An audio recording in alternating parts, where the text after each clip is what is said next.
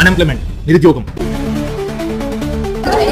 ఉద్యోగం ఎప్పటికి దొరుకుతుందో తెలియని పరిస్థితి నేటి యువతది. ది మోస్ట్ యంగెస్ట్ పాపులేషన్ ఉన్న మన దేశంలో మాకు జాబ్స్ కావాలని యువత గలం గట్టిగానే వినిపిస్తుంది.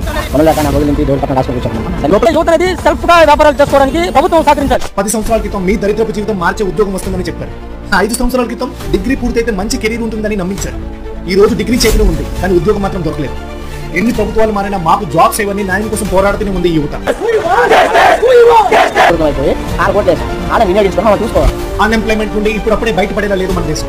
చదువుకు తగ్గ జాబ్స్ లేక చివరికి ప్రాణాలు వదులుకుంటున్న నిరుద్యోగుల్ని చూస్తున్నాం. ఈ రోజుల్లో ఒక యువకుడు 4 ఏళ్ల బీటెక్ పూర్తి చేసి జాబ్స్ లేక చివరికి స్విగ్గీ డెలివరీ బాయ్ అవుతున్నాడు. ఎంబీఏ చేసిన అమ్మాయి ఇంట్లోనే ఉంటుంది, ఎందుకంటే ఎక్స్పీరియన్స్ లేదని కంపెనీస్ ఉద్యోగమే ఇవ్వడం లేదు. లక్షలు ఖర్చు పెట్టి ఇంజనీరింగ్ చేసిన వ్యక్తి ఇష్టం లేకున్నా సరే 15,000 జీతానికి ప్రైవేట్ కంపెనీలో పనిచేస్తున్నాడు.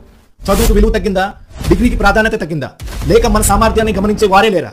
ఉద్యోగాలు లేవా? లేక మనం సరైన మార్గంలో వెళ్ళట్లేదా? ఈ అన్ఎంప్లాయ్మెంట్ కి కారణం ఏంటి?